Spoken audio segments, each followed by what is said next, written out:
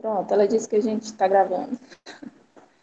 Então, nós somos do pequeno grupo de pesquisa do Colégio Arizinho e do Valdemar Mundim, e fazemos parte do grande grupo de pesquisa, que é um grupo de estudos da UFG, do Instituto de Física da UFG. E hoje nós propomos aqui, em diálogo com o professor Rodrigo, um webinar sobre ótica.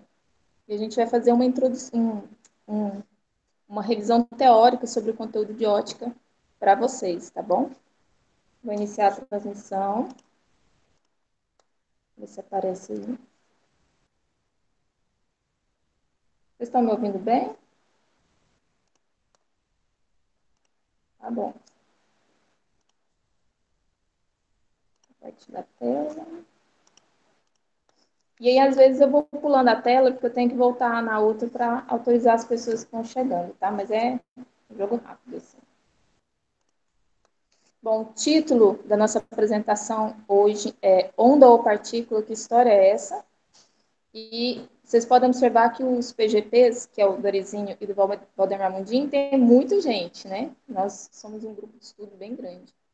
Mas hoje quem vai falar para vocês, quem vai palestrar, vai ser o Carlos Eduardo, o Ângelo, a Andiara, a Suzane e a Giovana, tá bom? Eu sou a Sabrina. Eu esqueço de me apresentar. Então a gente vai iniciar, tá? Vamos lá.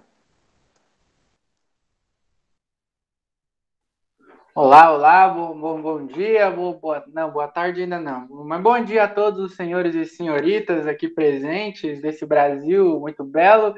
Então, o negócio é o seguinte, a gente vai ver aqui um pouco da história aqui que formou, que se deu durante todo esse tempo para a gente chegar no entendimento da luz, basicamente, que a gente tem hoje.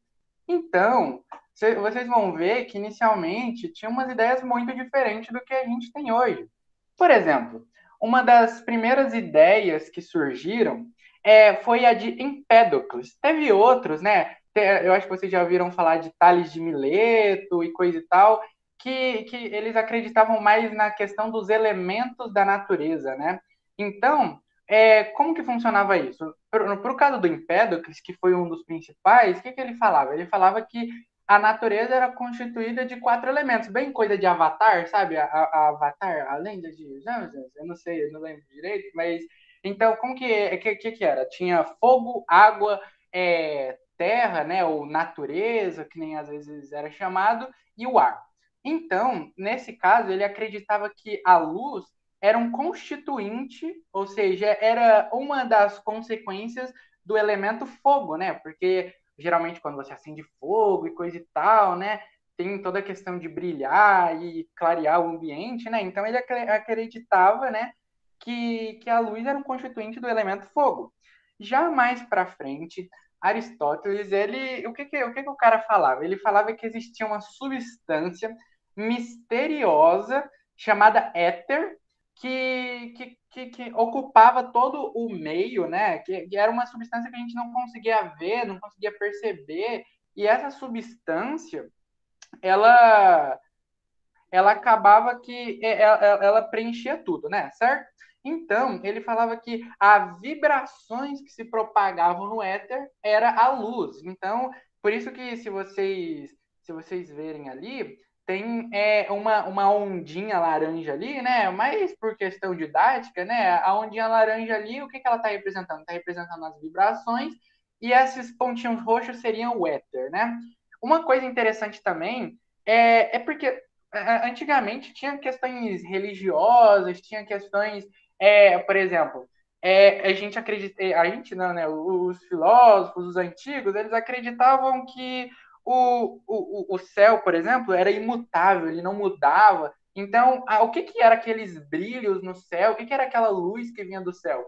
Por exemplo, para Aristóteles, ele acreditava que eram furos no plano de fundo celeste. É como se tivesse a Terra, né? E todas essas luzes, né? Que são as estrelas, né? De fundo eram furos nesse plano de fundo preto que tinha depois da Terra e por isso que chegava luz até a gente. Inclusive, depois ainda tem uma sequência disso aí mais para frente, por exemplo, nas igrejas mais modernas, né? Que eles colocavam? Eles colocavam aqueles vitrais, né? Para iluminação com a luz do sol, porque era uma luz natural. Então, sempre teve uma questão, uma carga meio religiosa nesse ponto aí, beleza? Mais para frente veio Euclides, sabe? Euclides, o carinha lá dos trem matemáticos, sabe? Nossa, esse carinha era bom demais, esse homem. Mas o negócio era o seguinte: para ele acreditava que do nosso olho saía um feixe de luz. Olha isso, que batia nas coisas e era isso que fazia a gente ver. Esse feixe de luz aí, vocês estão vendo um olhinho aí, né? Que tá saindo um trem meio doido ali do olho, e aí tá batendo na maçã, e aí por isso que a gente enxergava a maçã, porque saía esse negócio que ele chamava do nosso olho, ele chamava de a chama. Olha que homem poético. Então batia na maçã e aí a gente conseguia enxergar ela, olha que beleza. Só que aí tinha um problema com isso daí, né? Se a luz tá saindo da gente, batendo nas coisas, voltando pra gente entender ela, então por que nós não enxerga no escuro? Aí tinha um leve problema, que vai fazer mais sentido mais para frente. Se a senhora. Isso. Os atomistas já eram uma coisa mais. Já começou a ser uma coisa mais moderna, né? Mas o problema deles é que eles acreditavam que tudo ou era feito de átomo ou era feito de vazio, entendeu? Então, então os principais constituintes de tudo era ou átomo ou vazio, ou era um desses dois.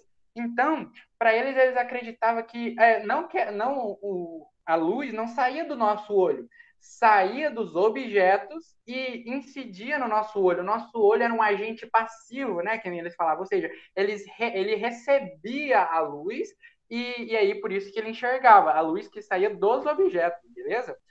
Mais para frente, e quase ali na divisa do nosso tempo, né, no século I ali, antes de Cristo, surgiu Mozi, que era um filósofo chinês, e os moístas seriam seguidores, né, que acreditavam nessa corrente filosófica. Inicialmente, eles acreditavam que as coisas mudavam, que tudo que se movimentava na natureza e as coisas que fluíam era meio que uma formação de um equilíbrio entre yin e yang, né? Ou seja, de acordo com a fluidez, de acordo com a quantidade de bem e mal e o equilíbrio das coisas, isso formava o movimento da natureza e das coisas que nós conhecemos. Não, isso daí é bonito, isso aí é filosófico, literalmente, né? Já que ele era um filósofo, tinha que ser. Mas aí, o que acontece? Eles fizeram muitos experimentos com espelhos. E aí, a partir desses espelhos, sabe, espelho côncavo, espelho isso, espelho aquilo, nossa, eles fizeram muitos experimentos com espelho, e no final das contas, eles criaram uma crença, né, que inclusive, né, era entendida depois ali por Ptolomeu, que é o cara que eu vou falar mais ali na frente, que a luz, ela primeiro, ela batia nas coisas e refletia para a gente, e segunda coisa, que a luz seguia um caminho reto, o que é verdade, né? Se você for parar para pensar e coisa e tal. Então, eles começaram a dar uma constituída numa ideia que a gente já tem mais hoje, entende? Ptolomeu, ele seguiu na mesma linha ali. Ele estudou reflexão, refração, espelhos, a questão de cores. Só que o problema do Ptolomeu é que inclusive, essa frase aí é dele, né? Ele acreditava que a visão nada mais era do que um fluxo visual que era emitido pelo olho e então ele ainda acreditava naquela ideia mais antiga, sabe? De que as coisas saíam do nosso olho, ou seja, esse feixe, esse fluxo visual saía do nosso olho, batia nas coisas, era por isso que a gente enxergava, uma ideia mais euclidiana, né? A gente que fala também a questão de Pitágoras também, era meio nessa vibe aí. Então, inicialmente era mais nisso, beleza? Professora? Esse daí, agora tá vindo o homem. Esse homem aí é o homem que eu gosto de falar que ele era o homem desumilde, entendeu? Nossa, o Newton, se fosse alguém desumilde, era o Newton, entendeu? Por que ele era desumilde? O cara criou tudo. Vocês já viram as leis de Newton, a lei da gravitação, o cara demonstrou um monte de coisa, o cara criou uns cálculos muito doidos aí, só que ele também, ele foi. Você já viu o Pink Floyd? Nossa, porque tem gente que acha que o Newton copiava o Pink Floyd. Não sei como, mas tem gente que acha, beleza? O negócio era o seguinte: já viu aquele prisma lá, mó bonito, né? A luz branca bate no negócio, sai umas coisas mó loucas, coloridas. Então, o Newton, ele que demonstrou isso, né? Isso daí, a gente pode ver essa imagem aí, é uma imagem muito antiga, que ele pegou o quê? Ele pegou, fez um furo no quarto do homem, ele literalmente furou o trem ali e deixou só um feixezinho de luz entrar. Luz o quê? Luz branca, né? Então ele deixou uma luzinha branca entrar ali e aí colocou um prisma no caminho dessa luz. E aí ele viu que a luz que saía, ela era dividida assim em um espectro, né? Então ele conseguiu pegar a luz branca e, vamos dizer assim, quebrar ela em vários outros. Ele conseguiu mostrar que a luz branca era constituída de todas as cores. Então, a luz branca é a mistura. Inclusive, se vocês procurarem, sei lá, no YouTube, por exemplo, vocês vão ver que tem um monte de gente que faz uns experimentos que eles pegam meio com uma roletinha assim, sabe? Pinta de um monte de cor, gira e o trem fica branco. Por quê? Porque o branco nada mais é do que a mistura de todas as cores, beleza? Então, por isso que quando ele colocou o prisma ali, é a mesma coisa o arco-íris, né? Já pensou no arco-íris? Como que o arco-íris funciona? Por que isso acontece depois da chuva? Porque choveu ali, né? Beleza, então. Aí o que vai acontecer? Vai ficar o que na atmosfera? Vai ficar umas moléculas ali de água, né? E essas moléculas de água é como se elas atuassem como prismas ali do Newton. O que ela vai fazer? A água tá ali no arzinho, belezinha, a luz branca vai incidir no negócio e vai quebrar assim várias corzinhas ali, né? Os trem doido ali, e aí vai formar o arco-íris, aquele trem bonito, que se vocês for ver aí as cores do arco-íris, né? Então é por isso daí que existe o arco-íris, graças ao Newton. Mentira, né? Não tem nada a ver, mas então, inclusive ele escreveu um livro, né, sobre ótica, ele dedicou um livro dele à ótica, esse daí, ópticas, né, The Tears Light, eu não vou continuar, né, para não passar mais vergonha, mas o negócio é o seguinte, ele escreveu um livro todinho sobre ótica, coisa e tal, a gente vai ver, assim, que ele tinha umas ideias meio doidas, inclusive, professora, se a senhora puder, aí. Tinha umas ideias meio doidas, por quê? Porque ele acreditava no negócio que era o seguinte: ele acreditava que a luz era constituída de partículas, né? Então ele falava: não, a luz é partícula. Só que, se vocês lembrarem, vocês lembram que, por exemplo, ele tinha a crença lá, né? Ele inclusive mostrou com a lei da gravitação universal lá, que o quê? Ele mostrou que tinha os planetas, e esses planetas aí, eles orbitavam o Sol e o negócio girava ali. Por que disso? Porque um exercia uma força no outro ali, né? Tinha a força gravitacional, inclusive a gente só está na Terra nesse momento, não está flutuando por aí igual uns doidos. Por quê? Porque a Terra está puxando a gente, e aí a gente fica preso na Terra porque ela tem uma massa extremamente grande, e aí a força gravitacional da Terra puxa a gente para o centro dela, beleza? Então, ele meio que colocava esse trem doido na luz. Ele falava, não, a luz é constituída de partículas. Então, por exemplo, se a luz está vindo aí no ar, e na hora que ela incidir na água, meio que a força da água vai puxar mais velozmente a luz, e aí na água a luz vai ter uma velocidade maior. Olha que doido. Esse homem falou esse trem aí. Então, por que eu estou falando isso? Porque a gente vai ver uma contraposição, alguém que contrapôs o Newton, né? Que era um cara chamado Huygens. Eu não vou falar assim, porque ninguém merece esse sotaque, então eu vou falar Huygens ou Huygens. Eu não sei como que eu vou falar de vários jeitos aí, se acostumem. Mas então, ali, ó, só para constar, o Newton falava que na água a velocidade da luz era maior, beleza? Do que no ar. Agora, o Huygens, ou Huygens, sei lá, o que ele falava? Ele falava que, por exemplo, se você tem luz ali, a luz era uma onda. Então, o que ele falava aí? Ele falava que a luz era uma onda, então, quando ela passava do sol, do ar ali, né, para a água, o que acontecia? Como ali era um meio mais, vamos dizer, mais denso, coisa e tal, ele falava o quê? Que a velocidade diminuía. Então, a velocidade no ar era maior do que a velocidade na água, beleza? Então eles tinham um ponto aí, né? Tinha um ponto ali que o Newton falava que era mais rápido na água, o Huygens falava que era mais rápido na água. Não, na água não. Opa, até eu estou misturando as coisas aqui. No ar. Então, Huygens no ar, Newton na água. Beleza, né? Aí, mais para frente, esse negócio aí de partícula, de onda, teve um homem chamado Thomas Young que ele meio que fez um experimento aí, coisa e tal, para comprovar. Esse daí eu ainda não vou entrar nele, porque o Ângelo, né, vai falar mais direitinho isso daí para vocês. Então, mas a gente vai ver aí que tinha uma questão aí que vai ser mais ondulatória, né, em tese, né? Em tese era mais ondulatória de acordo com isso daí, mas eu não vou entrar nisso daí. Professora, a senhora pode ir. Ah, mas beleza. Agora, é uma questão aí, a gente está seguindo uma linha histórica. Eu não sei se vocês perceberam, mas o povo só foi ficando mais velho, né? Mas eu vou fazer um pequeno adendo aqui para o Galileu, porque nessa parte aqui a gente vai falar sobre a velocidade da luz. Tipo, porque beleza, né? Depois do Young lá, os carinha lá, meio que ele já conseguiram ter uma noção que a luz era uma onda, né? Mas o problema disso daí era o seguinte: tá, mas e a velocidade dela? E aí? Como que você faz? Como que você mostra esse trem aí? E aí? E aí? E aí? Qual que é a velocidade desse trem? Porque, por exemplo, o Newton ele acreditava que não precisava ter um limite de velocidade para a luz, por exemplo, que poderia ter um limite de velocidade infinito. Então, poderia atingir qualquer velocidade ali, por exemplo, no vácuo ali, poderia ir qualquer velocidade, entendeu? Mas o Galileu, por exemplo, ele já estava testando esse negócio. Será que esse trem tem velocidade ou não tem velocidade? Será? Não sei. E aí? Aí, o que o Galileu fez?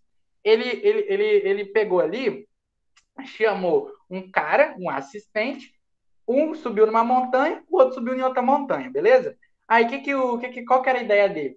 Um pegou uma luminária, sabe, aquelas de botar foguinho, sabe? Pega o foguinho assim, plau, botou o foguinho ali, e aí, o Galileu ia fazer? Ele ia destampar a lumináriazinha dele lá, né? O lampareira, lampião, não sei.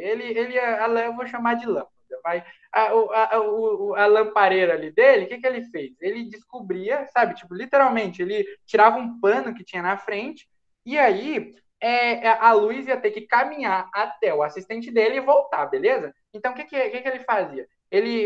O assistente dele estava cobrindo também, então na hora que o Galileu tirava o pano do dele, o assistente dele também tirava. E aí, com base no tempo que a luz demorava ali para chegar nele de volta, ele sabia mais ou menos o tempo que gastou e aí ele conseguia ali calcular a velocidade. O problema é que a conclusão dele é que ou a luz tinha velocidade infinita ou que era rápida pra cacete, assim, meu Deus, ele não ajudou muito, né, que fala. Mas ele começou a ter essas ideias aí. Será que é infinito ou não é? Então, mais para frente, um cara chamado Foucault. E não é o Foucault que todo mundo usa na redação do Enem. Não é esse, gente. É um outro Foucault. Era um Foucault físico, não um Foucault filósofo.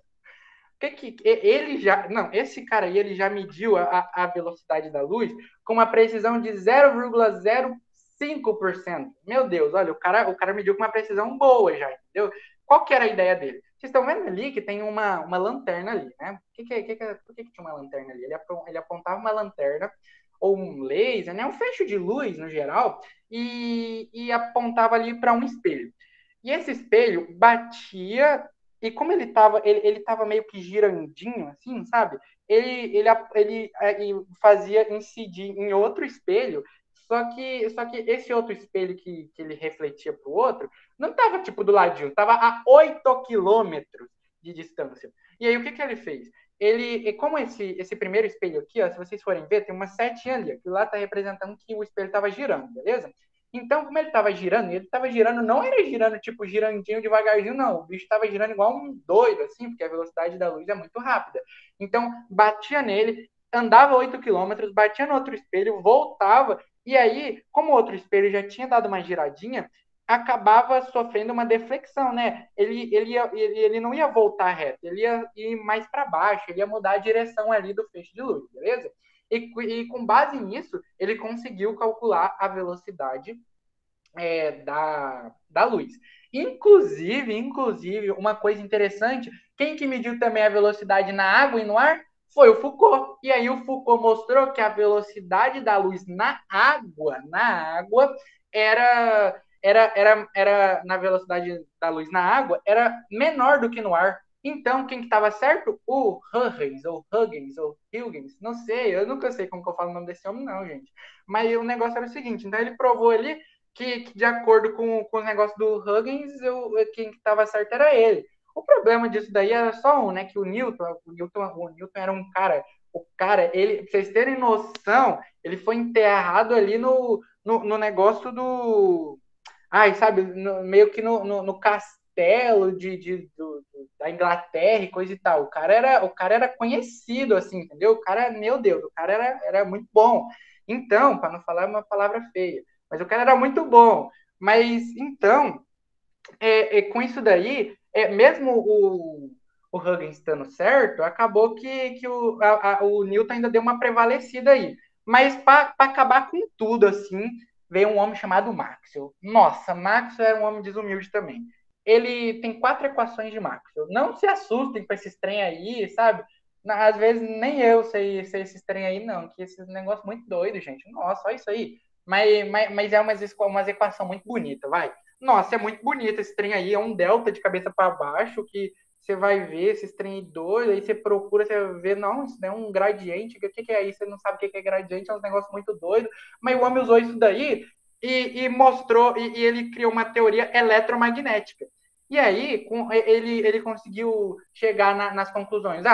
Se a luz é uma onda, e aí ele pegou uns trem de onda eletromagnética, ele juntou tudo e concluiu lá a questão da luz ser uma onda eletromagnética, ainda conseguiu dar a velocidade precisa do trem e ainda concluiu um monte de teoria da luz. Então, o cara com isso daí, nossa, estão rindo de mim, olha isso, gente, meu Deus, que bom, eu acho, nossa, olha isso. Mas aí o que acontece aí? Com o Maxwell, esse homem desumilde, ele conseguiu ir lá e mostrar com essas 4 equações aí uma unificação dos trem tudo, da luz com os campos eletromagnéticos, com as variações e coisa e tal. É um negócio meio doido, né? Eu não sei se vocês viram, mas a luz, né? Uma luz é uma onda eletromagnética, variação de campo elétrico, magnético, fazendo 90 graus, blá, blá, blá. Isso daí eu não vou entrar muito. Mas então, com essas 4 equações, ele conseguiu ver essa questão da velocidade e que a luz era uma onda eletromagnética, beleza, professora? E aí veio os dois últimos. Nossa, esses aí são os doidos. Não, o Einstein eu não gosto de doido, não. Não é porque ele mostrou a linguinha lá na foto lá que o homem era doido, não, gente. Ele era um cara legal, viu? Que isso.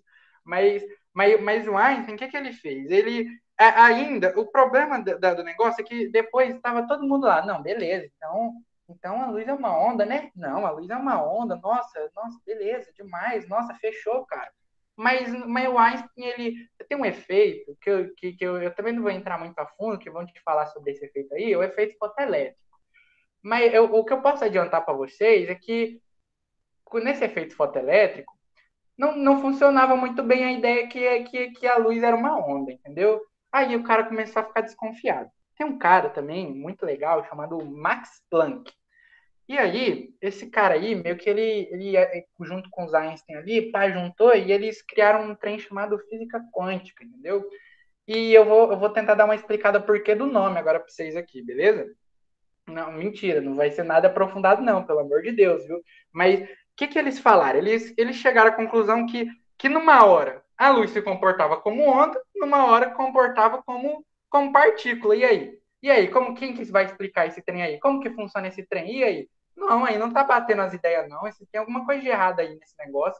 Aí, o que o Einstein fez? Ele deu umas estudadas aí e ele viu que a luz era constituída de um negócio chamado fóton, que eu também não vou entrar. Eu só tô citando aqui para vocês terem uma noção do contexto histórico, beleza? Para chegar no Broglie, porque aí vai fazer sentido.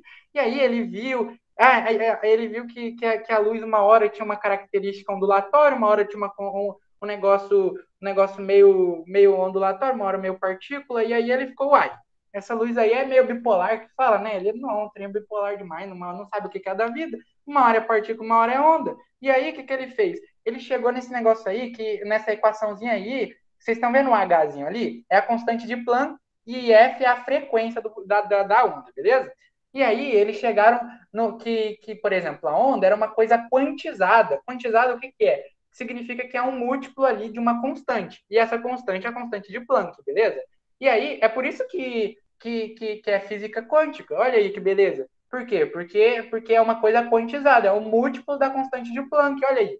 E aí, não, vocês vão entender mais para frente, que eu vou te explicar aí, mas o negócio é que tinha uma característica que a gente chama de dualidade. Ela uma hora pode atuar como partícula, uma hora como onda. Um cara muito doido, que é o Broglie, o que acontece? Esse cara aí, vocês pensam, não, mas esses físicos aí são muito doidos, os caras são. Não, os caras é matemático, pesquisador, tudo demais, nossa. Então, Broglie, tecnicamente, quando ele se meteu nisso daí, ele falou: não, manda pro pai que aqui eu vou resolver esse negócio aí. O que ele fez? O cara era historiador, velho. O cara era historiador, se meteu nos negócios de física, mas inclusive, na moralzinha, depois se vocês quiserem aí, joga no Google aí, você vai, joga Broglie aí. Você vai ver que no Google tá aparecendo que o cara é físico. Mas por quê? Porque ele ficou conhecido pela teoria física dele. Mas quando ele se meteu, o cara era historiador, velho. O cara tava procurando as histórias da vida aí, do mundo muito bela. E no final das contas, ele descobriu uma coisa física, uma coisa como esse mundo é doido, né? Mas ele percebeu no final das contas que tudo tinha uma partícula, de acordo com ele, né? Ao menos, tudo tinha essa coisa meio dual, assim, sabe? Era uma coisa. A matéria em si, ela poderia ter comportamento ondulatório e comportamento particular. E aí, como faz esse negócio aí? E um dos exemplos dele foi a questão dos elétrons, né? Ele viu que o elétron, ele inclusive fez os cálculos lá dele e mostrou que o elétron ele poderia se comportar como onda. Mais para frente, depois, fizeram o negócio aí do Broglie e aí pegaram a dupla fenda lá de Jung e aí, ou Young, né? Sei lá, do jeito que vocês quiserem chamar, e aí fizeram e enfiavam um elétron, que é uma partícula, e saía onda. Mas isso daí eu não vou entrar, não. Quem vai falar agora para vocês é o Ângelo. E aí, é isso daí. É isso que eu tinha para vocês aí. Mas era isso.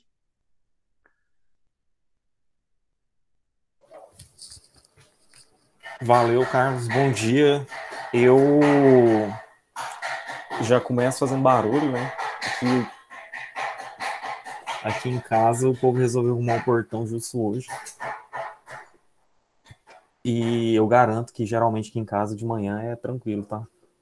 Só hoje que de vez em quando vai fazer um barulhinho aí eu vou ficar mudo, mas vai ser só por causa disso. Eu não. Não, calma, deixa eu voltar. Como o Carlos estava explicando, né? Ele apresentou aí pra gente uma linha histórica da física, né? A respeito dessa discussão sobre a natureza da luz, né? Se ela é partícula, onda, qual que é a velocidade da luz, e etc. Ele falou uns nomes aí, e deu para perceber que, pelo menos o que eu destaco, é que essa construção da ciência, né, dá para a gente perceber que é um processo evolutivo e gradual, né? E ele é feito não só por um nome, tipo, um cara só vai lá e resolve a parada, mas na verdade é uma construção de ideias, né? Chega o primeiro, dá uma ideia a respeito do fenômeno que ele está observando, aí chega um segundo que vai conversar com ele, e era mais ou menos nessa lógica que o Newton e o Huygens, né, eles conversavam sobre a natureza da luz. O Newton, com todo o prestígio que ele tinha,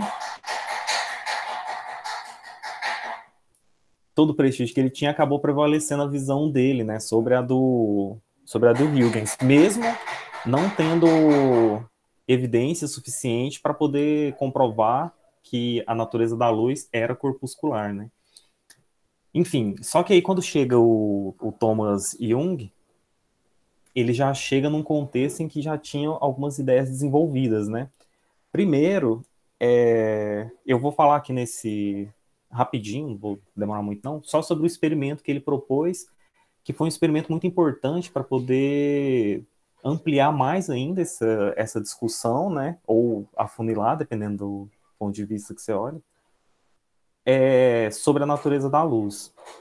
O experimento de Young, o que ele fez, né? Na verdade, ele não fez um experimento só, né? Que a gente pensa que o cara chegou lá, bolou uma coisa, fez, investigou, publicou e resolveu, né, a teoria dele. Mas, na verdade, como essa questão da natureza da luz era um debate já em aberto há algum tempo, antes do Thomas Young, teve o Francesco Grimaldi, que ele era não sei se ele era bispo ou se ele era sopado, ele era alguma coisa ligada com a igreja, ele era um estudioso, um teólogo lá, que também às vezes estudava sobre esses fenômenos da luz. E ele publicou um trabalho muito importante, que lá no século XVII, né, inclusive ele foi contemporâneo do Newton e do Huygens, né, esse Francesco Grimaldi, e ele publicou um trabalho interessante que falava justamente sobre dois fenômenos ondulatórios que a teoria corpuscular do Newton não dava conta de satisfazer muito bem, né? Os caras respondiam, mas você ainda ficava meio na dúvida, meio com a pulga atrás da orelha. E esses dois fenômenos são a interferência de ondas, né? No caso de ondas, não, interferência da luz e a difração da luz, né? E o Francesco Grimaldi, ele fez um estudo que era justamente sobre a difração da luz. Ele primeiro publicou estudos que ele percebeu que quando batia a luz sei lá, num cantinho de um material, você pega uma mesa, a quina dela, você batia na quina da mesa ali, você percebia que a sombra formada atrás, ela seguia um padrão de difração, né? Então, que a luz, ela quando passava por um certo obstáculo, ela estava difratando. Só para lembrar, né? Eu imagino que vocês já estudou tudo aí sobre ondas, todo mundo já está craque, sabendo todos os termos e os nomes. Mas a difração é uma propriedade que a onda tem de desviar de um objeto, né? Seria por isso, por exemplo, que a gente consegue ouvir o que está passando na televisão na sala se eu estiver no quarto. Qualquer abertura que tiver entre os dois espaços, né, por onde a onda passa, ela vai difratar naquela abertura e vai ser como se ela estivesse contornando esse obstáculo, né? Inclusive, o princípio de Huygens, ele tem alguma coisa a ver com isso. Que é aquele negócio que quando a onda ela difrata, né, ela passa por um obstáculo, por uma abertura, essa abertura vai funcionar como se fosse uma nova fonte que produz ondas, né? Vai ser tipo como se fosse uma nova fonte emissora de ondas, enfim. Aí esse Francesco Grimaldi, ele publicou esse trabalho sobre a difração, né, das ondas. Ele não só publicou, né? Ele observou o fenômeno de difração da luz e também conseguiu descrever esse fenômeno de uma maneira muito satisfatória, né? Aí depois dele, com base nesse trabalho publicado pelo Grimaldi, o Jung, né? O Thomas Jung, se vocês perceberem, ele já é um pouquinho mais velho, ele já nasce tipo, quase 100 anos depois que o Francisco Grimaldi morre. Então, você vê que essa evolução, né, esse processo aí da ciência é uma coisa que não é tão rápida quando a gente imagina, quando a gente vê na aula, né? Então, aí o Thomas Young, baseado nisso aí, ele começou também a estudar esse fenômeno da difração da luz. E começou a fazer alguns testes, né? O experimento dele, o primeiro que ele fez, não é esse, o da dupla fenda, né? Primeiro, o que ele fez? Vamos falar, né? Inclusive, nos trabalhos dele, ele fala que qualquer um que ele fez é um trabalho que indica claramente que a luz se comporta como uma onda e que é um experimento que qualquer um pode fazer, né?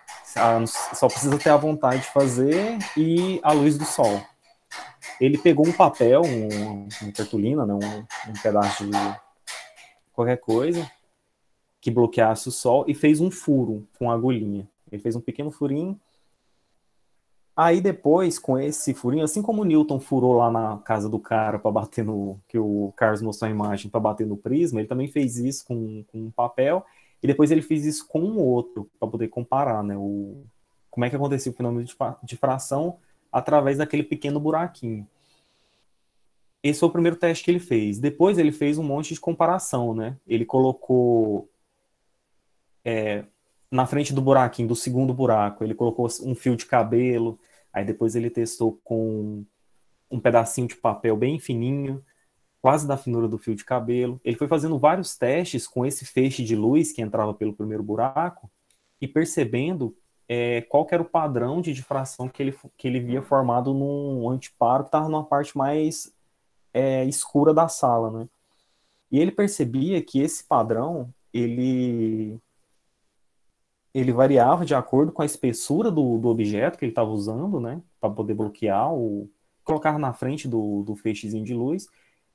E, e ele também percebeu que se formavam pequenas franjas, né? Que ele chamou de franja, que nesse desenho aqui, ó, na reprodução do experimento de Jung, seria esses risquinhos, né? O jeito que a luz fica riscadinha, tipo, onde tem luz é como se fosse um máximo, e onde está escuro é onde seria o mínimo, né? Então, o que ele interpretou a partir da interferência, né, que ele estava pensando? Que nesses pontos onde tinha luz, deveria haver uma interferência construtiva de ondas, né? E onde estava escuro, provavelmente tinha uma interferência destrutiva de ondas. Aí, a partir daí, ele montou o experimento que é da dupla fenda, né? Peraí, deixa eu mandar Vou mandar um link para vocês, que é uma reprodução, quem que puder abrir aí, sem sair da chamada, né? Quem tiver no computador, abre no celular, ou sei lá. Para vocês verem, professor, eu posso compartilhar minha tela aí? Rapidão.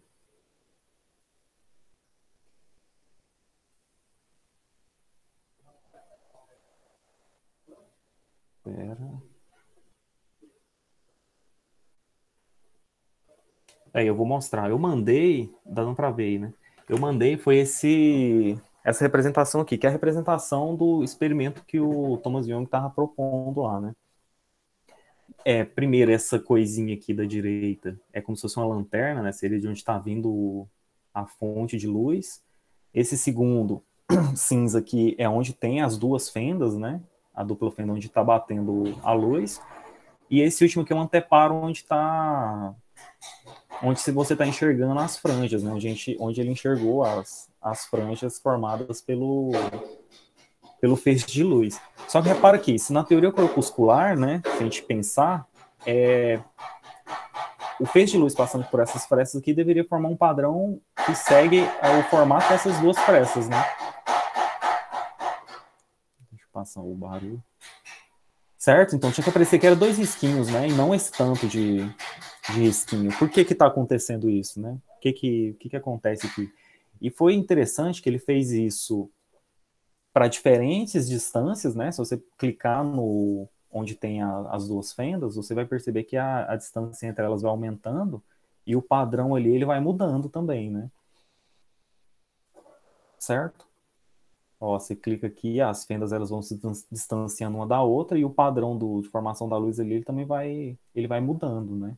Então ele foi fazendo isso, ele fez um monte de experimentação diferente e ele já estava na cabeça a ideia do comportamento ondulatório da luz. Então, baseado já no princípio de Huygens, né? Ah, tem outra aqui também, ó, para mostrar. Ele percebeu que se ele considera, né, uma variação no comprimento de onda, ó, eu estou variando aqui o comprimento de onda. Esse padrão aqui embaixo, ele também vai ficar diferente, né? Ó, ele vai ficando talvez mais espaçado se eu aumento o comprimento de onda e vai ficando mais juntinho se eu diminuir o comprimento de onda, né? Então ele foi percebendo que existia sim uma relação entre esse comportamento, né, a formação desse padrão e o comportamento ondulatório da luz. E para interpretar isso aqui, ele pensou, seguindo o princípio de Huygens, nesse sentido aqui. Não estou querendo hipnotizar vocês, mas o que isso aqui está mostrando é a ideia que o Jung teve, né? Nesse ponto mais esquerdo aqui da imagem, a gente tem as ondas chegando aqui, com o que seria a onda do Sol, né? Quando ela passa pelo primeiro furinho, que está nesse aqui que eu estou mexendo, quando ela passa por esse primeiro furinho, ele vai deixar pelo princípio de Huygens, né, o furinho vira uma nova fonte de onda, né, uma nova fonte de luz, que vai deixar aqui nesse intervalo, nesse espaço, uma formação de onda que é constante, né, que ela é coerente, que fala. Para que ele faz isso? Para aí, depois, quando chega nos outros dois furinhos, que vai acontecer a mesma coisa, né, eu tenho que essa onda coerente... Ixi, peraí.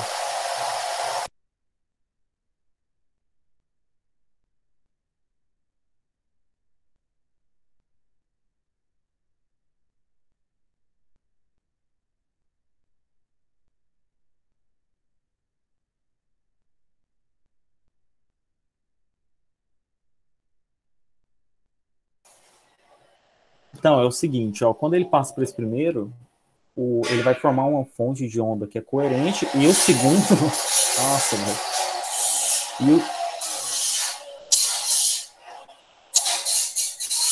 Quando ele passa nos outros dois furinhos, né, na segunda placa, as duas ondas que vão ser formadas aqui, né, vão ser como se tivesse duas novas fontes de onda, elas vão estar em fase, né, porque elas estão se originando da mesma fonte. Então, como elas vão estar em fase, é fácil de determinar se houver uma interferência destrutiva ou uma interferência construtiva aqui no caso, né. E pela interpretação do Young, a parte onde a gente tem a franja, que tem a parte mais clara, onde tem a luz, é porque está havendo uma interferência construtiva, ou seja, nesse ponto aqui, ó, onde os risquinhos que representa a crista da onda, né, onde os pontinhos estão se encontrando, significa que tem uma interferência construtiva, e nesse ponto aqui a gente vai encontrar o máximo de intensidade da luz, né. E nos pontos onde a gente tem uma maior distância entre as cristas da onda, né, a gente vai estar tendo uma interferência destrutiva, que é onde a gente acha a parte escura aqui nas franjas. Então, esse experimento do Young... pode voltar a apresentar, professora.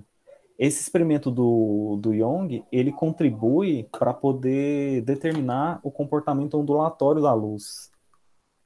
Só que o interessante é que eu coloquei a fotinha lá do último cara, que é o Fresnel. O interessante era que a influência do Newton era tão grande na época, que mesmo com essa evidência, né, praticamente incontestável de que a onda tinha um comportamento ondulatório... Oh, meu Deus.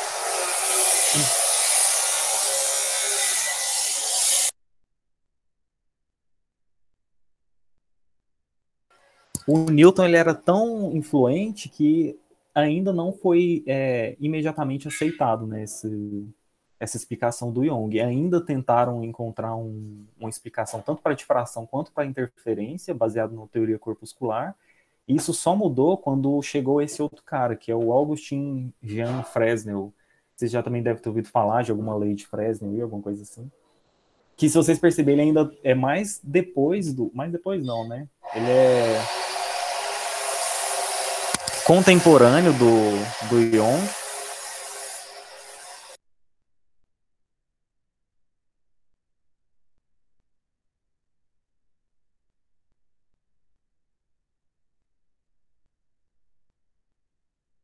E só para finalizar, depois ele fez um outro experimento que chamava o experimento com dois espelhos planos, que era baseado nesse do Young, que aí ele falava que não tinha como dar uma explicação satisfatória para a difração, né, para o fenômeno de difração e interferência, se você considerasse a teoria corpuscular da luz. E também é interessante que a partir daí do Fresnel, né, quando começa a mudar a concepção dos cientistas a respeito da natureza da luz, começa a pensar na luz como uma onda, que eles começam a introduzir de novo, né, que é o que o Carlos já falou, que é aquela ideia do éter, que só vai cair quando a gente tiver o Einstein com a teoria da relatividade dele, né, que aí vai durar ainda mais o que, uns 100 anos. E é isso aí. Acho que agora a Indiara vai falar um pouquinho desse comportamento dual aí. Eu gosto de dançar quadrilha de vez em quando. Olha a cobra. Olá, bom dia. Então, eu estou encarregada aqui de falar, de concluir mesmo, né? E aí? É onda ou é partícula? Bom, até então, com a natureza eletromagnética, mostrado pelo Carlos, e o experimento de Young, mostrado aí pelo Ângelo, a ideia de que a luz era realmente uma onda, né? Então, por ela ter a refração, a reflexão, por a energia ser tratada como um contínuo de energia e que com o tempo vai aumentando a energia quando ela é lançada num certo material, então todos estavam pensando, entendendo essa, e juntamente com a natureza eletromagnética, entendendo a natureza da luz como sendo realmente uma onda, né? E deixou para trás essa questão corpuscular que o Newton outrora falava, né? Bom, o que a gente vai entender é que, mesmo com a teoria que Newton ajudou a criar, que a gente vai chamar de física clássica, é entendido, então, a luz como uma natureza eletromagnética, né, como já tinha mostrado aí a síntese feita por Maxwell. Maxwell não chegou a fazer nenhum experimento, o que ele fez foi teórico, né, então o Carlos apresentou ali as equações que descrevem a natureza eletromagnética, né, da luz e da matéria, né, como tinha sido observado com a física clássica. E isso durou muito tempo, né, como o Ângelo disse, muito tempo, mas chega um ponto em que Hertz, em 1887, estudando essa questão da natureza da luz, essa natureza eletromagnética, que a luz é uma onda, e uma onda eletromagnética, ele, ao fazer esse experimento, ele percebe que quando se incide luz, né, no material, esse material no metal, né, ele, primeiramente no metal, quando incide luz nesse metal, existiam algumas faíscas, porque até então ele não sabia que essas faíscas eram elétrons. O elétron foi descoberto só em 1897, 10 anos após esse experimento, né, essa constatação que o Hertz fez de que quando incidia luz sobre um material, um metal, o que ele via era faíscas. Então, ele não sabia explicar por quê. Bom, após isso, né, surgiu um rebuliço na comunidade científica, porque a teoria clássica, né, da física clássica, não estava conseguindo explicar isso, né? Por que isso acontecia? Por que ao incidir luz saíam essas faíscas, né? Então, o Einstein vai propor, a partir de alguns experimentos, e esse experimento foi estudado a fundo por dois alemães, que é o Wilhelm Helmholtz e o Philipp Lenard. Então, esses dois alemães, eles estudaram a fundo, e só que mesmo assim não conseguiu entender. Os parâmetros, eles arrumaram os parâmetros, eu vou mostrar isso para vocês por meio de um experimento, não agora, deixa eu só explicar rapidamente aqui, que eles tentavam adequar esse experimento com a física clássica, mas eles não estavam conseguindo. Então, foi de 1886 a 1900 que eles tentaram. Inclusive, em 1900, o Planck também consegue ver outra falha, que não consegue ser explicada pela teoria clássica, né? A física clássica não conseguiam explicar.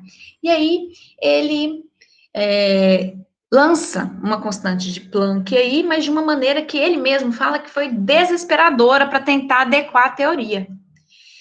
E aí o Einstein vai usar essa constante de Planck aí e vai propor que, na verdade, a luz, como o Carlos já disse, ela se comporta de uma maneira corpuscular, tem uma energia, e essa energia é igual a essa constante de Planck vezes a frequência.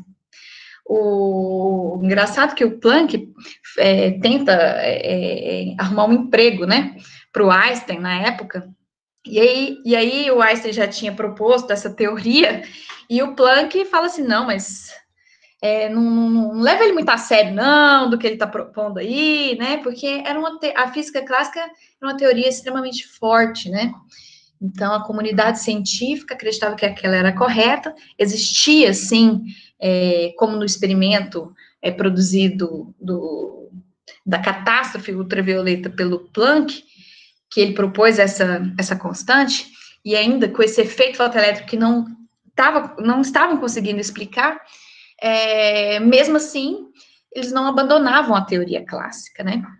E em 1905 é que o Einstein vai propor, né, essa forma de ver, né, a luz.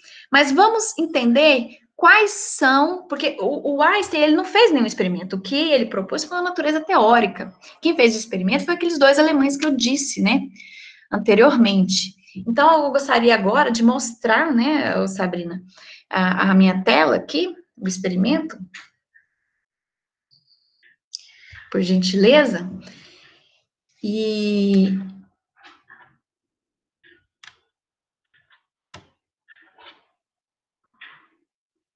deixa eu tentar compartilhar aqui.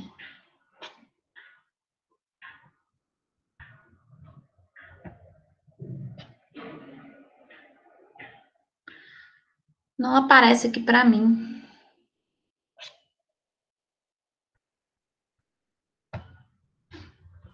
Era para aparecer aí no cantinho, do lado da mãozinha. Aí é uma guia, uma janela ou a tela inteira? Porque a tela inteira não aparece. Vou pôr uma janela, vamos ver o que vai dar. Daqui já melhorou. Mas aí quando eu vou aqui no Meet e compartilho, aí não, mesmo assim não aparece. Está aparecendo agora? O experimento? Apareceu. Está aparecendo? Então que bom. Então, olha só. O Einstein até então só pegou os dados que eu vou passar aqui agora, depois que ele vai mostrar, vai explicar essas coisas estranhas que eu vou mostrar aqui agora, tá? Até então o experimento feito por aqueles dois alemães, tá? O estudo por aqueles dois alemães. Ótimo. Então, nós temos aqui a luz incidindo, tá vendo aqui, ó, que tem vários comprimentos de onda em nanômetros. Então, já estou pressupondo que vocês já sabem, né, que esses nanômetros aí, né, é o comprimento de onda, né, o comprimento de onda, e que quanto maior o comprimento de onda, menor é a frequência da onda. Então, olha só, na região do ultravioleta, eu tenho um comprimento de onda baixinho. Por quê? Porque a frequência é muito alta, né? Então, olha só, vai depender, o que os alemães fizeram é que vai depender do que está incidindo, qual que é essa superfície, esse material em que a luz está incidindo aqui, ó, certo? Eu vou colocar o cobre. No cobre, eu coloco essa luz aqui, ó, e vou colocando vários comprimentos de onda, ou seja, várias frequências, e não acontece nada. Os elétrons não são ejetados do material. Só a partir de uma frequência específica, uma frequência que é mínima, que esses elétrons vão começar a sair do material. Eu vou colocar aqui o cálcio. E só a partir de uma frequência específica, aqui, ó.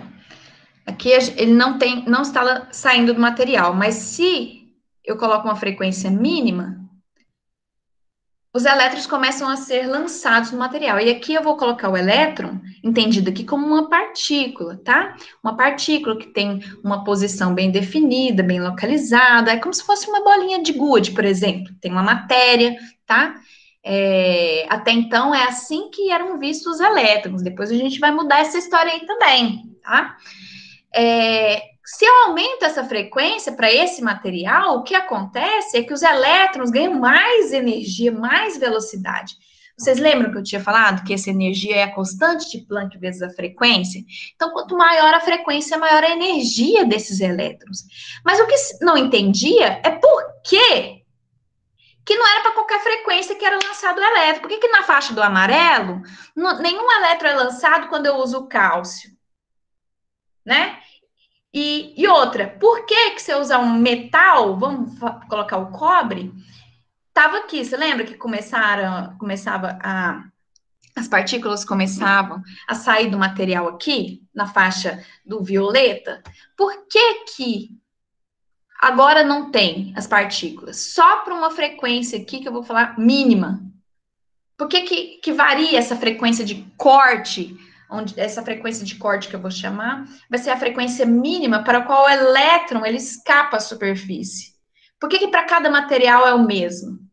Não é a mesma frequência de corte? Por que varia? Então, essas questões não deveriam existir. Então, deveria, pela física clássica, que para qualquer frequência, por exemplo, no azul, qualquer frequência deveria esses elétrons serem expelidos do material, ganhar energia de forma contínua, vai devagarzinho, devagarzinho, até ter a energia mínima para poder ser lançado no material. Mas isso não acontece, pode demorar o tempo que for, no azul, no amarelo, no vermelho, o tempo que for, não adianta. Então será que é porque a luz é muito fraca? Vamos aumentar a intensidade dela. Vamos deixar uma luz forte. Não adianta. Pode ser qualquer intensidade. Se não tiver a partir de uma frequência de corte mínima, os elétrons não são ejetados.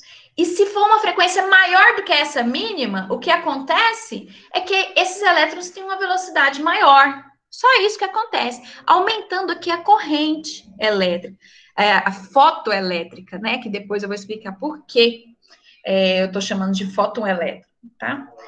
Porque fóton, tá? Mas não vou entrar em corrente, porque vocês ainda, no segundo ano, ainda não viram, não. Embora tenham um conhecimento aí cotidiano, vocês ainda não viram de forma precisa fisicamente, né? Bom, então, o que tem a ver a intensidade, então? Vamos colocar na frequência aqui. Tá vendo que eu diminui um pouco a frequência, mas ela ainda é maior que a frequência de corte, então tem elétrons sendo ejetados. O que vai acontecer se eu diminuir a intensidade aqui? O que vai acontecer é que vai variar a corrente, vai diminuir a corrente, mas é porque o que a intensidade da luz faz, se ela é mais forte ou mais fraca, justamente é arrancar mais elétrons. Então, ela tem a ver com o número de elétrons e não com a velocidade. Observe que se eu aumentar a intensidade aqui, a velocidade não vai aumentar, mas vai ter mais elétrons saindo aqui da superfície, ganhando mais energia e podendo sair da superfície, tá certo? Eu vou sair aqui agora, para a gente ver aqui na tela. Para a apresentação. E a Sabrina entrar aqui novamente.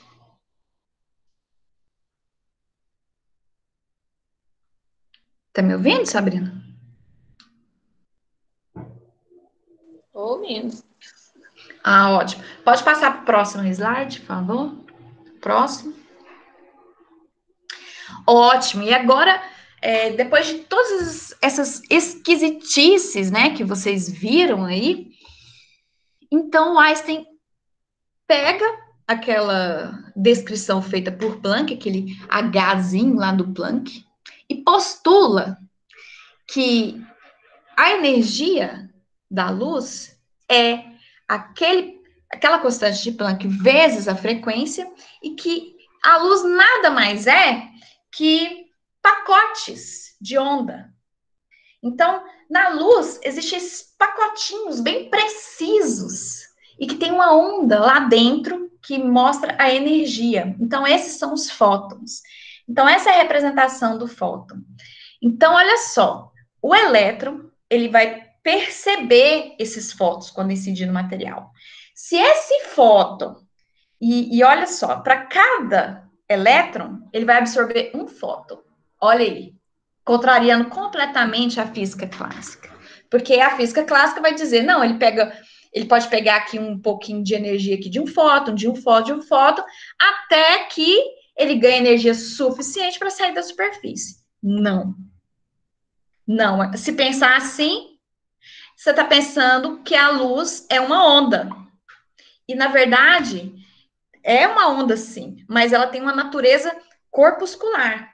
Ela tem um pacote de energia bem definido. Se essa energia for baixa, o elétron não quer nem saber, ele larga de mão, nem absorve nada.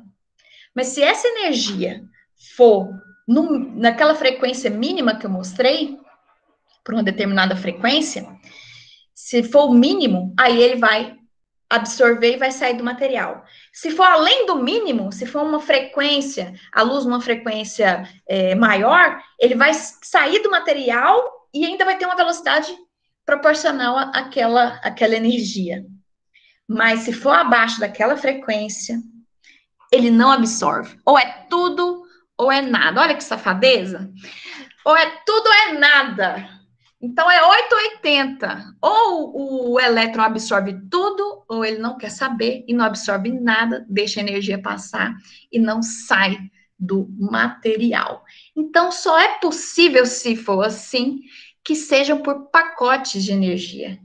Olha que interessante, né? Para cada elétron, ele vai absorver um fóton. Se não for um fóton de luz que tem energia suficiente, ele não sai do material. E isso a gente tem aplicações atuais interessantíssimas, que estão no dia a dia de vocês. Vocês veem televisão, pega o controle, aciona o controle, tudo isso é usado por efeito fotoelétrico. Você vai no shopping, aquelas portas que abrem de forma instantânea quando estão na presença de vocês, também usa o efeito fotoelétrico. E agora eu vou trazer uma questão muito atual que caiu no Enem. Pode passar aí, Sabrina? E vou dar, inclusive, uma dica para vocês, para não desesperarem quando vocês virem um nome lá no Enem que está muito esquisito. Por exemplo, vamos começar aí falando dos nanotubos de carbono. Nossa, não sei, eu não entendo esses nanotubos, eu desespero, eu já vou chutar a questão, porque eu estou desesperado, eu nunca vi esse nome esquisito aí na minha vida. Não, relaxa. O Enem, às vezes, vai dar os dados próprios para vocês no texto que ele coloca. Então, respira fundo, não fica com medo, e vamos entender. Eu vou ler só uma vez pelo tempo, mas vocês têm que ler primeiro tudo, e aí você vai entender que aqui vai falar sobre fotossíntese. Lá no final fala fotossíntese. Tudo tá falando de fotossíntese, mas ele vai começar a falar de umas coisas esquisitas, e aí você vai ficar com medo. Não, aí ele vai falar que é fotossíntese. Aí você vai lembrar lá nas suas aulas de ciência, fotossíntese, quando você era pequeno, você já estudava fotossíntese. Então, fotossíntese, o que é fotossíntese, né? O sol incide na planta, a planta pega essa energia do sol e fabrica seu próprio alimento, né? Então, vamos lá. Vamos ler. Eu vou ler só uma vez, vocês leem mais, tá? Bom, pesquisadores conseguiram estimular a absorção de energia luminosa em plantas graças ao uso de nanotubos de carbono. Então, absorção, olha essa palavra, estimular a absorção da energia luminosa, da luz, em plantas, graças ao uso dos nanotubos de carbono. Para isso, nanotubos de carbono se inseriram no interior dos cloroplastos por uma montagem espontânea através das membranas dos cloroplastos. Aí você fala assim, nossa, mas é muito difícil, não sei o que é esses cloroplastos.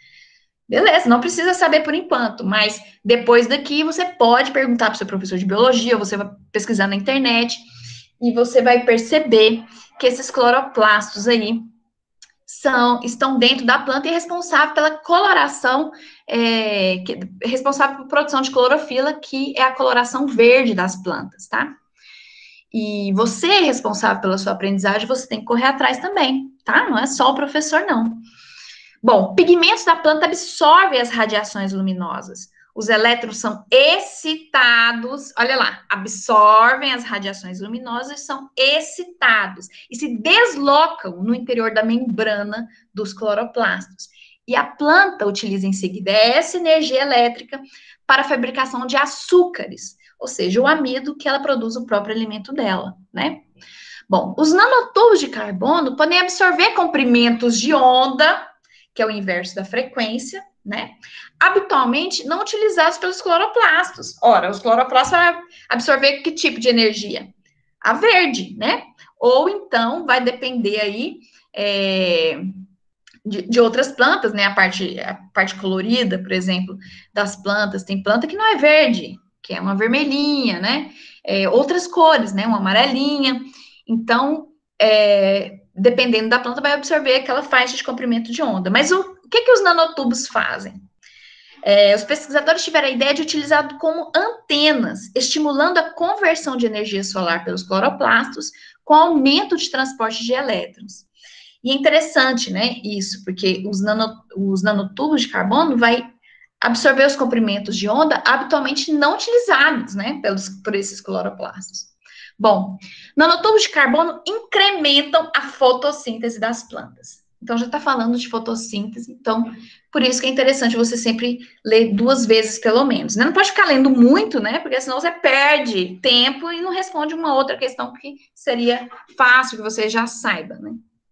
A pergunta é: o aumento da eficiência fotossintética ocorreu pelo fato de os nanotubos de carbono promoverem diretamente letra A, utilização da água. Letra B, absorção de fótons. Letra C, formação de gás e oxigênio. Letra D, proliferação dos cloroplastos. Letra E, captação de dióxido de carbono. Bom, o que a gente está falando aí o tempo todo aí na questão? A absorção. Então, os nanotubos de carbono, é claro sim que a fotossíntese utiliza o gás carbônico e transfere oxigênio. Sim, utiliza água. Sim, utiliza cloroplasto, mas não a proliferação, né? Captação de dióxido de carbono, ela capta o carbono e transforma em oxigênio. Mas o que a gente está falando? Que os nanotubos aumentam a eficiência de forma que os elétrons são excitados e eles absorvem as radiações luminosas e por isso são excitados. Então, a absorção de fótons, né? Que é a absorção de luz. Então, dessa forma, às vezes você nem sabe a questão e você consegue, ao ler, entender do que se trata. É claro que o efeito fotoelétrico, ele é mais complexo que isso, mas dá para responder questões do Enem sobre isso. Então, é muito interessante que também que não somente a luz tem essa natureza corpuscular, né, tem uma onda associada, mas de forma de pacotes de energia, mas qualquer partícula, qualquer matéria, né, o elétron, ou até mesmo uma bola de futebol, uma mesa, o de Broglie, né, que o Carlos falou de uma maneira diferente do que eu falo, né, Broglie, se eu não me engano, ele propõe que tem uma onda associada para cada matéria, né, para as partículas. Então, a gente só não consegue ver essa onda associada porque não está no nível microscópio, não está no nível microscópio, não, menos ainda que o microscópio, né, no nanoscópio, né, no caso. E, então, como está no nível macro, a gente não consegue perceber essa onda associada, essa vibração que todo corpúsculo, toda partícula tem, né? Então, a natureza da luz, como a natureza da matéria, é uma natureza dual. A luz que é a natureza dual. Ora, ela se apresenta como onda, em algum experimento, ora, ela se apresenta como partícula. Então, aí eu passo a minha fala para entender aí, né, sobre luz e arte. Obrigada. Obrigada, Angiara. Bom, pessoal, agora Agora a gente vai tentar entender um pouco acerca da formação de imagem em espelhos planos, né? Por que quando a gente se olha no espelho da nossa casa, a gente consegue ver o nosso reflexo? Ou por que quando a gente olha numa superfície de um lago, de um rio, a gente também consegue ver a nossa imagem de forma tão precisa? Bom, para que a gente possa fazer esse entendimento, eu separei para vocês uma imagem, uma pintura, que tem como título Narciso, e ela foi elaborada, ela foi realizada pelo Caravaggio. Ele pintou essa tela no período de 1594 a 1596. Eu acredito que alguns de vocês já devem ter conhecido essa imagem, né? Quando estudaram o período barroco. O Caravaggio ele é um dos grandes representantes da arte barroca. Bom, nessa tela, Narciso, o artista ele faz referência ao mito greco-romano, cujo nome também é Narciso. Nesse mito, conta que o deus Nêmesis, o deus da criação, ele acabou entrando em conflito com o Narciso e com isso ele acabou amaldiçoando ele, fazendo ele pagar pela sua vaidade. Então, um certo dia ele convida Narciso para ir até um lago, e quando Narciso vê o seu reflexo na superfície do lago, ele acaba ficando incrivelmente apaixonado pelo seu reflexo. No entanto, o Narciso ele passa a viver um amor que não é correspondido, né? Já que se trata da sua própria imagem na superfície do lago. E desesperado, ele acaba pulando dentro do lago para ir de encontro com essa imagem que ele tanto admirava. O mito também conta que nessa região do lago, onde Narciso ele se admirava cotidianamente, nasceu uma flor de coloração amarela, cujo nome eles deram de Narciso. Então, nós podemos perceber que o artista ele tentou representar justamente essa admiração de Narciso ao seu reflexo. Agora, olhando para essa imagem, que conceitos físicos vocês acham que seriam capazes de explicar esse fenômeno? Por que Narciso ele conseguia se ver na superfície do lago? Ou por que quando a gente, antes de sair para a escola, a gente se olha no espelho e consegue ver o nosso reflexo? Bom, eu separei para vocês dois conceitos que eu acho que pode ajudar um pouco nessa ideia de formação de imagens, que é a reflexão da luz. O que seria a reflexão da luz? A reflexão da luz ela é um fenômeno no qual, após a luz incidir sobre um objeto, ela continua se propagando no meio de origem. Como assim? Vamos observar essa imagenzinha. Nós temos, então, um raio de luz A, ele incide sobre essa superfície T, e após incidir sobre essa superfície, ele acaba sendo refletido de volta para o seu meio de origem. Certinho? Bom, entendendo essa ideia de reflexão, a gente já consegue entender um pouco melhor a ideia dos espelhos planos. Os espelhos planos, como o próprio nome já diz, são todas aquelas superfícies de reflexão que são completamente planas. Então, por exemplo, o espelho da nossa casa, que a gente vê, se olha cotidianamente, ele é um espelho plano. A tela do nosso celular, ela também é um espelho plano. Então, nós também poderíamos entender que essa superfície do lago de Narciso, ela também é um espelho plano. Mais para frente eu vou explicar melhor isso para vocês. Bom, quanto aos espelhos planos, as principais propriedades dele consiste na simetria entre os pontos objetos e a imagem. Como assim? Vamos observar a pintura de Caravaggio. No caso, Narciso, ele seria o objeto. A sua imagem formada na superfície plana, ela possui a mesma dimensão que Narciso, se nós olhássemos bem. Então, nós podemos dizer que essas duas imagens elas são simétricas. Logo, a superfície do lago ela pode ser entendida também como um espelho plano. Tudo bem? Bom, e a outra propriedade que eu queria ressaltar é que quando nós estamos falando de espelhos planos, nós estamos falando de uma reflexão que é regular. Eu imagino que, como vocês já estudaram, né? essa disciplina, vocês entendem que na reflexão nós temos as reflexões regulares ou difusas.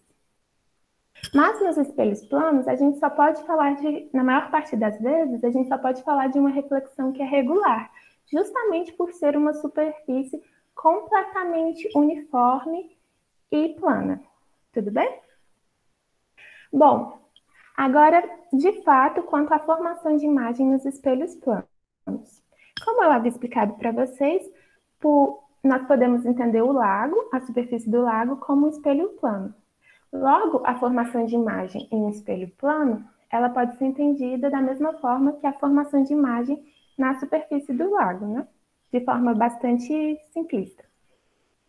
Bom, como ocorre essa formação de imagens?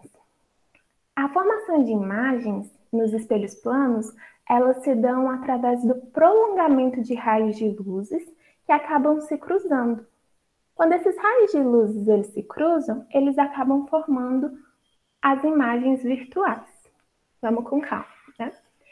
Aqui embaixo, nessa parte 4, tem um esqueminha. Nele nós temos um objeto que é um vaso, ele é lilás ou roxo, como vocês preferirem. E nós temos o observador, que está sendo representado por esse olhozinho, né? Do objeto sai um raio de luz. Esse raio de luz, ele acaba batendo, né, no espelho plano, e após bater nesse espelho plano, ele acaba sendo refletido para o observador. O observador, ele vai ter a impressão de que esse raio de luz, ele na verdade está vindo por detrás do espelho. No caso, seria esse prolongamento até a imagem. Quando esse prolongamento do raio de luz, ele faz uma interseção, ou seja, ele cruza com o raio que está saindo do objeto, nós temos então a formação das imagens virtuais. Ok? Mas então o que seriam essas imagens virtuais? Essas imagens virtuais, nós podemos entender elas como o reflexo, né? Elas possuem elas são direitas, então elas possuem a mesma orientação vertical dos seus objetos. E por se tratarem de imagens que não existem, né, propriamente dito, a gente pode entender que elas nunca poderão ser projetadas como os objetos reais. Vale ressaltar também que, por exemplo, a distância do objeto até o espelho, vamos imaginar que ela vale 2. Então, eu estou a 2 metros de distância do espelho. Logo, a imagem formada, ela também estará a 2 metros de distância do espelho. Mas, então, a distância do objeto até a imagem virtual formada, ela será o dobro da distância do objeto até o espelho. Então, de acordo com o exemplo da distância de 2 metros, nós teríamos que a distância do objeto desse vaso até a sua imagem seria de 4 metros. Tudo bem? Bom, eu gostaria também de ressaltar que as imagens virtuais, ainda que elas sejam direitas, né, elas têm essa mesma orientação vertical dos seus objetos, elas acabam tendo uma inversão lateral. Então, quando a gente coloca a nossa mão no espelho, a nossa mão direita, na nossa imagem virtual será a nossa esquerda, porque há uma inversão lateral. Esse fenômeno, ele recebe como nome o enantiomorfismo. Ele está muito presente também no nosso dia a dia, quando a gente vê no carro da ambulância, a palavra ambulância, ela é escrita, ela é invertida, né? Ela está ao contrário, quando a gente olha para o carro propriamente dito. Agora, quando nós estamos conduzindo o veículo e olhamos pelo retrovisor o nome ambulância, ele parece escrito da forma correta, justamente para facilitar e ajudar o condutor, né, a identificar e realizar essa leitura de forma correta. Bom, era isso que eu queria explicar para vocês, mas como uma curiosidade mesmo, e eu espero que tenha ficado claro. E agora eu passo a palavra para a Giovana. Obrigada. Obrigada, Suzane. Oi, pessoal, eu sou a professora Giovana. Eu vou mostrar para vocês onde eu estou. Estou no colégio, aqui em Goiás, na sala de aula. Estou com a máscara, vou retirar. Vocês estão me ouvindo bem? Estão ouvindo? Sim? É porque hoje eu esqueci o fone de ouvido. Logo hoje. Oh, meu Deus. Bem, todo mundo falou de tanta coisa interessante, né? E eu fiquei com a parte que me toca mais, que é a parte da luz na medicina. Algumas aplicações nessa área, né? Tão importante atualmente, né? Tanto que a gente está precisando da ciência na medicina, né? E aí, quando a gente vai tratar algumas patologias, né, e até exames, a gente vai usar a luz, né? A luz, ela tem essa característica master dela, que é a frequência, e todo mundo aí já falou bastante dessa característica, né? Nós organizamos, né, nós físicos adoramos organizar, né, encontrar padrões na natureza, e nós organizamos a luz, a onda eletromagnética, né, na forma de luz, no espectro eletromagnético, né, porque acho que vocês estão vendo aí alguns exemplos. Então, tá em inglês, né, Electromagnetic Spectrum, não sei falar direito, mas aí a gente está vendo esses tipos de luz. Então, esse espectro eletromagnético, ele é mais ou menos como se fosse a tabela periódica. Só que a tabela periódica é para química, né? Lá na tabela periódica, a gente organiza os elementos químicos artificiais, os elementos químicos naturais que nós conhecemos, né? Aqui também, no espectro eletromagnético, nós vamos organizar os tipos de luz conforme nós conhecemos.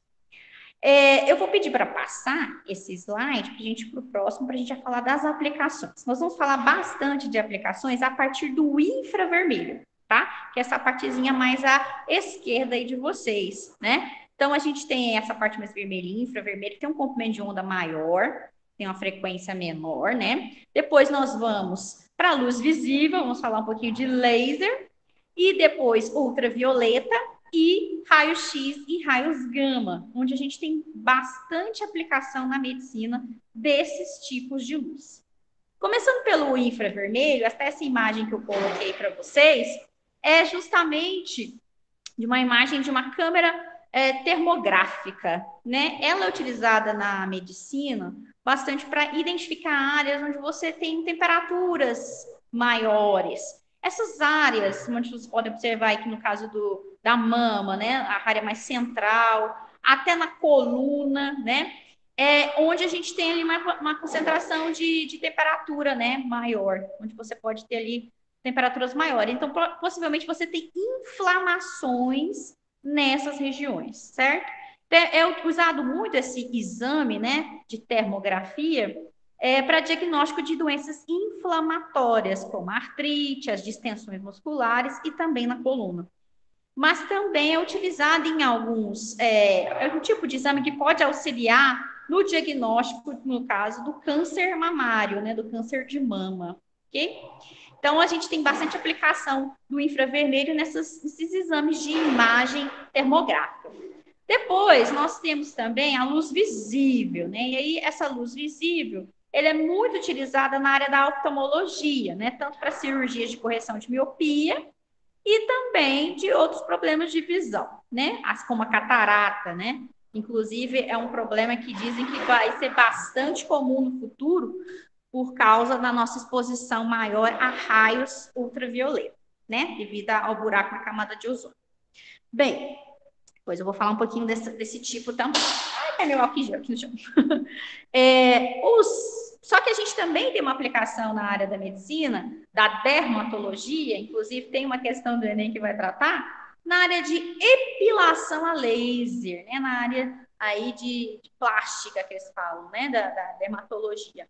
Porque essa epilação a laser é o que a gente conhece como depilação a laser, né? Então, muitas pessoas se submetem, né, a essa depilação, onde você consegue eliminar, né, por um certo tempo, os pelos indesejados, né? Mas o que é o laser? O laser é um tipo de luz visível, né, para os seres humanos, e que ele se propaga de forma organizada, em uma direção específica e que tem uma intensidade muito grande. Então, é um tipo de luz, vamos dizer assim, pode ser verde, pode ser vermelho, né? Luz visível, que tem uma alta intensidade. O laser, ele é tão mais informativo, vamos dizer assim, ele consegue transportar tão mais informações que a gente utiliza ele também muito na comunicação, né? Dados, a gente também pode utilizar, né, o laser. Ele permite você transmitir muito mais dados do que as ondas de rádio, que seriam os padrões antigos, né? Que a gente tem aí protocolos, tanto de TV, né? A gente pega TV a cabo, às vezes usa ondas de rádio, mas existem também já pacotes com lasers, né? Que as fibras ópticas que vão utilizar esse tipo de luz visível, os lasers. Mas na medicina, ele é bastante utilizado, no caso da oftalmologia e da dermatologia. Passamos agora para ultravioleta. Olha essa palavra, ultra. Ultra significa acima do violeta, ou seja, acima da luz visível, que nós temos ali a cor violeta. Nós não enxergamos esse tipo de luz, mas nós temos várias interações, né? Nós temos 3 tipos de ultravioleta, que tem uma frequência mais alta também em relação às que eu já falei anteriormente, né? Nós temos o VA, o VB e o VC. A UVA, ela é muito refletida pela nossa própria camada de ozônio, certo? Porém, a UVB, ela é menor e essa UVB é responsável pelas queimaduras na nossa pele, né? A ultravioleta B. A UVC, se a camada de ozônio estiver preservada, nada passa, ela é totalmente refletida pela nossa camada de ozônio. Porém, como eu acabei comentando, nós temos alguns buraquinhos, buraquinhos, eufemismo, né? Buracões. E aí esse tipo de ultravioleta acaba também atingindo aqui a nossa superfície terrestre, né? Então, ela é utilizada na medicina, a UVC, porque ela tem uma frequência, né, uma onda que tem uma frequência maior, basicamente na esterilização, porque ela é capaz de eliminar bactérias e vírus. Então, atualmente, nós temos algumas aplicações em ambiente hospitalar do UVC, justamente para eliminar o SARS-CoV-2, né? SARS-CoV-19, que é SARS-CoV-2 ou Covid-19, né? Que é o nome técnico desse vírus que está em pandemia, né? E aí esse tipo de luz é muito utilizado também por manicures, às vezes, né? Tem ambientes, tem equipamentos que a gente observa que eles esterilizam os alicates, né? Também usa a ultravioleta C. E também bisturis, né? Vários instrumentos médicos vão ser esterilizados com esse tipo de radiação eletromagnética, com esse tipo de luz. Bem, raio-x, precisa falar mais alguma coisa, né? Raio-x, aqui todo mundo já fez algum raio-x, né? E aí pode observar que na imagem a gente tem partes mais brancas e partes mais cinzentas e umas até bem negras, né? As partes mais moles do nosso organismo, elas ficam mais escuras do que as partes duras. Por quê? Aquele filme, né, aquele do exame de raio-x, ele é branco, certo? Então, quando o seu osso fica branco lá na imagem de raio-x, é porque o seu osso absorveu totalmente a radiação X que foi emitida para formar esse diagnóstico, esse exame de diagnóstico. Então, as partes moles, elas absorvem, né? Não absorvem, e as partes duras, elas absorvem. As moles não absorvem e as duras absorvem, por isso fica branco. Onde fica escuro é porque a radiação atingiu, né? Então não foi absorvido pelo seu corpo, né? Então, é muito utilizado hoje em dia também a radiografia computadorizada, que inclusive rendeu o Prêmio Nobel de Medicina de 1979, né? Esse tipo de radiografia computadorizada não forma esse filme fotográfico, né? Você pode formar até uma imagem mais dinâmica, né? Desse órgão, desse sistema, né? Às vezes a gente faz uma radiografia computadorizada de todo o sistema digestório, né? Da parte do abdômen ali, para observar o funcionamento deles, né? Entender. E também é usado no tratamento, né? Os raios-x são usados no tratamento de radioterapia, né? Nós temos a quimioterapia e a radioterapia. A radioterapia vai ser utilizada principalmente nos 2 tipos de câncer mais frequentes aqui no Brasil, de acordo com o Instituto Nacional de Câncer, que é o INCA, que é o câncer de mama, né? E o câncer de próstata. Então, é muito utilizado nesses diagnósticos de câncer, né? A radioterapia. Por último, né, no finalzinho, a gente tem os raios gama, que é o tipo de luz que tem maior frequência e, consequentemente, maior energia, né? Ele é muito utilizado, a gente pode falar na medicina, atualmente no mapeamento por radioisótopos. Nome lindo, né? Que é basicamente um medicamento que pode ser ingerido ou colocado mesmo, injetado, né? Colocar na veia, tomar sorinho junto com isso, né? Com esse material radioisótopo, que vai produzir uma imagem em tempo real do funcionamento daquele órgão.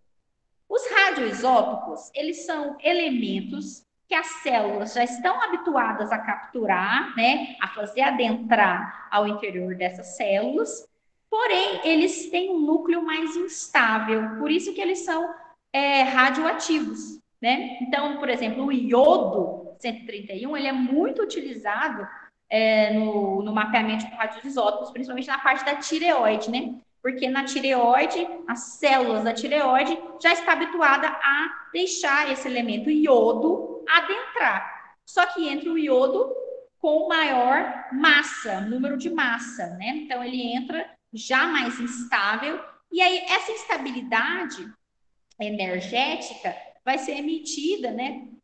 Posteriormente ele vai adquirir a estabilidade, esse excesso de energia vai ser emitido na forma de ondas eletromagnéticas, né, no tipo de raios gama. E aí você consegue mapear bastante, né, fazer um mapa desses órgãos funcionando, né? Então você tem uma luminescência ali interessante em relação a esse emissão devido à ingestão, né, ou ingestão mesmo, ou injetado desse radioisótopo, né? Funcionamento do órgão em tempo real. Ele também pode ser utilizado em tratamento, né, de câncer. Porém, como é maior energia, você acaba tendo maior debilidade do próprio organismo, né? Mas cânceres muito localizados em áreas muito sensíveis, como o cérebro, como algum órgão, por exemplo, o coração, né, pulmão, você precisa de uma radioterapia bem local, né? E aí pode utilizar também esse tipo de luz, raios gama, para essas áreas mais sensíveis. Mas aí você tem toda uma técnica mais específica, certo? Bem, eu espero que todo mundo tenha aproveitado bastante esse momento, né? Acho que nós aqui aproveitamos bastante. E é isso. Passo a palavra para a Sabrina, para a Suzane, para a Diara, Carlos, para o Ângelo, Bruno, e espero encontrá-los novamente. Bom, é isso mesmo. Alguns dos alunos que estão acompanhando aí têm alguma coisa a perguntar, um comentário, o que acharam da aula, se alguma coisa assim chamou a atenção. Pode escrever, se não quiser falar, pode escrever aí no chat. Eu consegui anotar o nome de alguns. Daiane, Mádila, Tenda, né? Estão por aí. Se quiserem fazer algum comentário para a gente encerrar.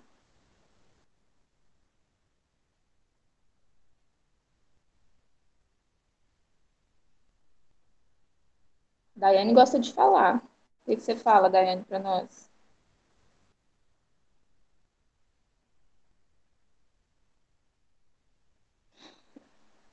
Eu sei que você gosta de falar. Comenta aí, o que chama mais atenção.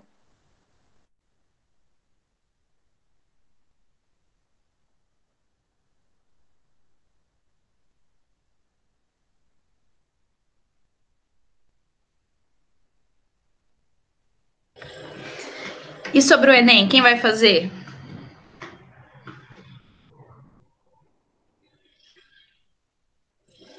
Oh, muito bom. Vai fazer o Enem também? Mádila, Tênia.